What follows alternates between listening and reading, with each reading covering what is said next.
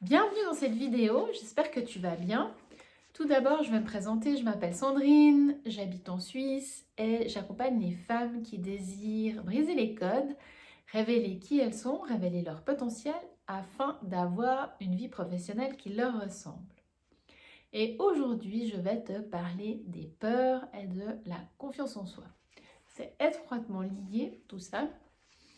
Et je te donnerai aussi à la fin quelques clés, comment travailler sur tes peurs. On est bien d'accord, on parle de peur plutôt professionnelle que personnelle. On ne va pas parler de la peur des araignées, mais ça va être plutôt de tout ce qui est vraiment autour de, par exemple, si tu as une entreprise, autour de ton business ou bien, par exemple, aussi de ta carrière en tant que salarié. Donc, moi, en fait, j'étais là, mais comment je pourrais illustrer ça déjà entre le lien entre la peur et la confiance en soi. Et j'ai trouvé l'image de la montagne. Parce qu'on a tout un objectif à atteindre pour notre vie professionnelle. Et voilà, c'est le sommet de la montagne. Et comme tu le sais peut-être, la montagne a une face nord et une face sud. La face nord, je l'illustre vraiment. Souvent en face nord, si tu fais de la montagne, de l'alpinisme, c'est toujours plus difficile à y arriver. Le chemin, il est plus escarpé, c'est plus raide. Tu auras peut-être plus de neige. Et il y a des montagnes, tu n'escalades pas la face nord. Ça se fait juste pas parce que c'est trop dangereux. Et la face sud, c'est généralement d'une montagne, c'est plus facile. Les chemins sont moins escarpés. Voilà. Pour moi, l'illustration de la face nord, c'est vraiment, en fait, finalement, tu as un objectif, tu aimerais arriver au sommet, mais tu as ton sac à dos plein de peurs, donc tu auras plein de peurs, et du coup, ça sera très difficile pour toi d'avancer et d'arriver à atteindre ce sommet que tu désires, ton rêve, enfin, tout ça, parce que justement, tu as toutes tes peurs qui te bloquent et qui t'empêchent d'avancer et d'aller plus haut. La face sud, justement, ça sera où tu as peut-être des peurs dans ton sac à dos, mais elles sont beaucoup moins lourdes à porter et ta confiance en toi, justement, elle est légère, elle t'amène jusqu'au sommet pour atteindre l'objectif que tu t'étais fixé. Donc c'est vraiment toujours étroitement lié finalement la confiance en soi et la peur. Plus on aura peur, moins on aura confiance en nous et vice-versa. Par exemple, si à un moment donné, tu peux avoir un échec, une désillusion, tu pourrais avoir tes peurs qui reviennent et te faire baisser la confiance en toi. Donc ça, c'est quelque chose d'important à savoir. Et de travailler sur ces peurs, ça te permettra justement à diminuer ces peurs. Elles sont toujours là, mais la confiance en toi sera augmentée et tu pourras aller de l'avant et atteindre ton objectif. Beaucoup de gens à l'heure actuelle travaillent sur leurs peurs parce qu'on se rend compte avec le développement personnel et plein de choses là autour qu'on a tous des peurs, on en aura tout au long de notre vie, on a aussi beaucoup de croyances qui nous empêchent d'avancer finalement, d'aller vers l'objectif qu'on se fixe, mais si on travaille dessus, on va y arriver. Mais c'est vraiment quelque chose qui est très présent chez beaucoup de personnes. Donc, c'est ok si tu en as. Et quelles sont les peurs qui sont liées justement par rapport à ta carrière ou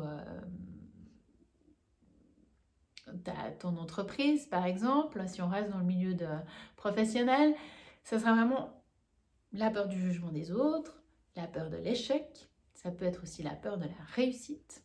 Incroyable, hein, mais oui, il y a beaucoup de gens qui ont la peur de la réussite. Et la peur du manque, par exemple. Donc voilà, ça c'est des peurs qui sont liées à, on va dire, notre milieu professionnel. Donc maintenant, je vais te donner aussi quelques clés. Qu'est-ce que tu pourrais faire pour diminuer tes peurs ou travailler sur tes peurs? Déjà, la première clé, c'est juste te dire, mais je ne suis pas la seule. La peur, c'est l'émotion la plus forte. Et on en a tous. On a tous des peurs qui sont là. Il y a des personnes qui les gèrent mieux, ou qui les accueillent différemment, on va dire, mais on a tous des peurs et des blocages. Ça, tu n'es pas la seule. Et s'il y a quelqu'un dans ton entourage qui te dit « Ah, mais moi, j'ai pas peur, c'est bon, je peux tout faire », généralement, c'est pas tout à fait vrai. C'est pas très authentique. C'est juste que, voilà, cette personne, soit elle n'est pas authentique avec toi, ou soit peut-être qu'elle a travaillé sur ses peurs, et elle arrive mieux à les gérer. Mais on en a tous des peurs. La deuxième chose, c'est déjà aussi de te dire, ok, quelles sont ces peurs en fait? D'aller analyser qu'est-ce qui se cache derrière ça. Par exemple, tu pourrais dire, j'ai peur de parler en public. Ok, la peur de parler en public, ça touche quoi là derrière? Est-ce que ça touche le peur du jugement des autres? Parce que peut-être si tu as peur de parler en public, c'est que finalement, c'est pas le fait de parler devant du monde, mais c'est plutôt le fait de te dire que peut-être telle et telle personne va dire « Ah, mais il ne connaît pas son sujet, t'as vu comme cette personne, elle s'exprime » ou des choses comme ça. Donc, est-ce que c'est vraiment le fait de parler en public ou est-ce que c'est quelque chose d'autre qui se cache là derrière? Donc ça, c'est vraiment important de comprendre en fait quelles sont tes peurs et qu'est-ce qui se cache derrière. Et finalement, pour certaines peurs, tu peux développer des compétences.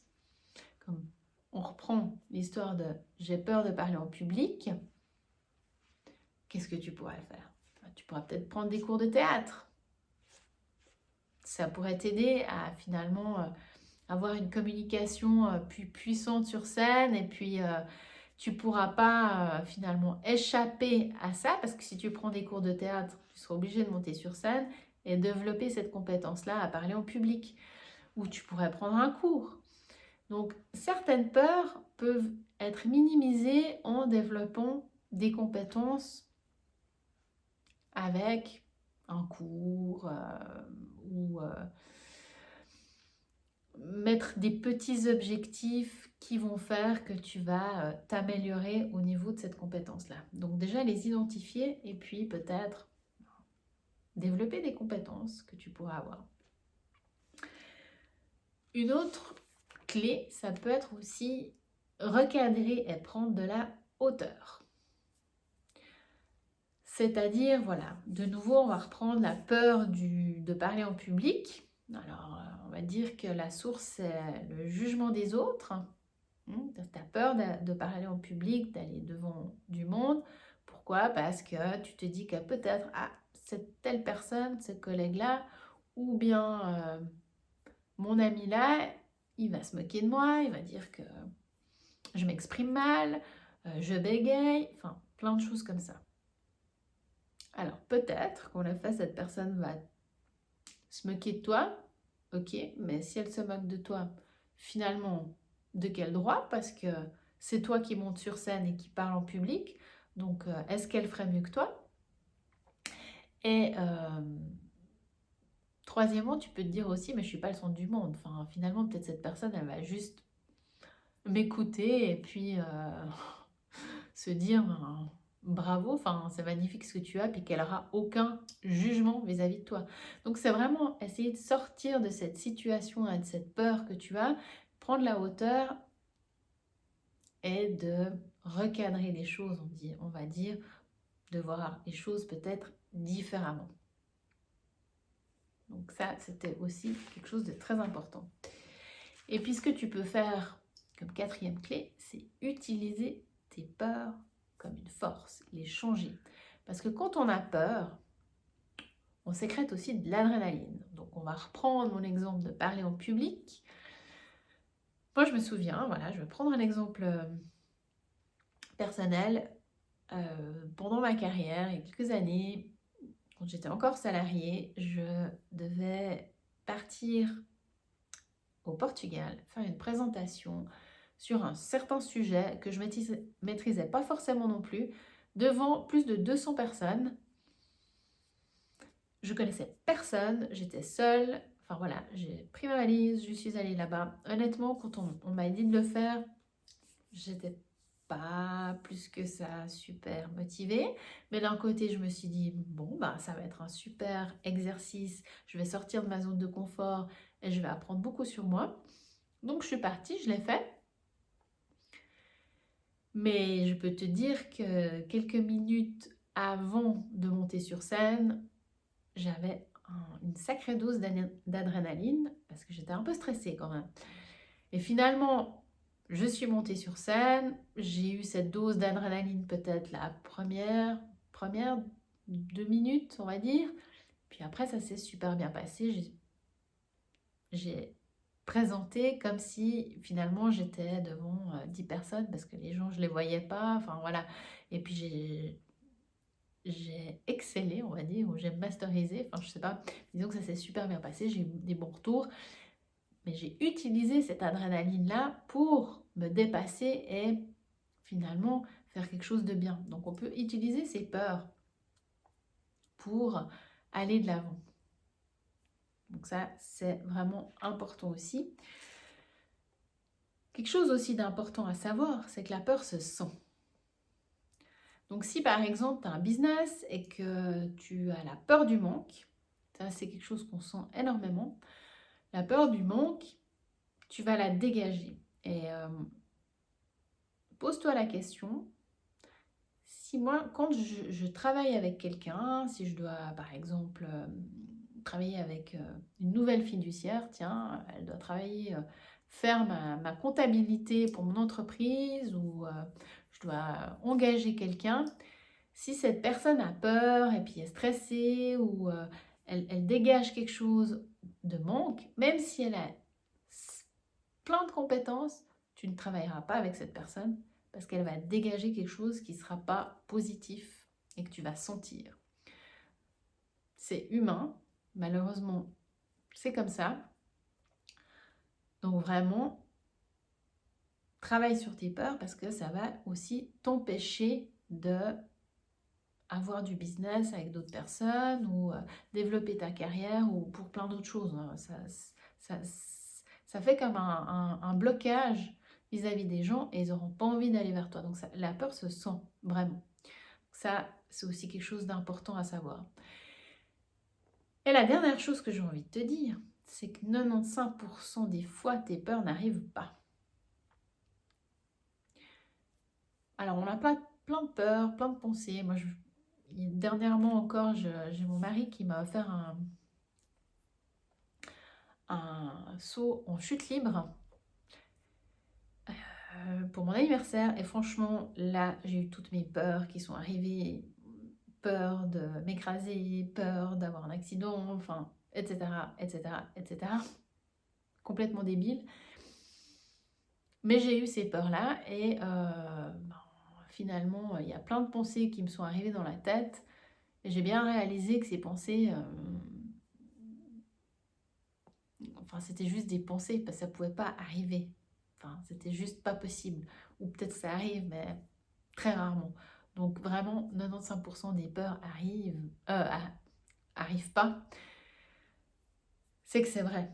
Souvent, par exemple, aussi la peur de l'échec. Si tu te dis, bah, maintenant je vais me lancer mon entreprise, j'ai envie de lancer ce projet, je crois en moi et tout ça, tu as des personnes qui vont pas le faire, qui vont bloquer au moment où, justement, par exemple, donner leur démission parce qu'ils ont la peur de l'échec, ils ont peur finalement de ne pas réussir à monter leur entreprise ou à autre chose.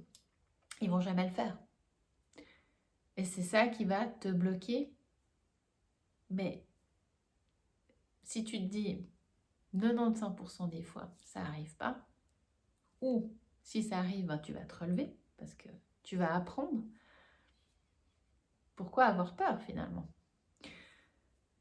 Donc ma petite question du jour pour toi, c'est prendre un moment, réfléchir, quelles sont tes peurs et comment tu pourras faire pour travailler sur ces peurs.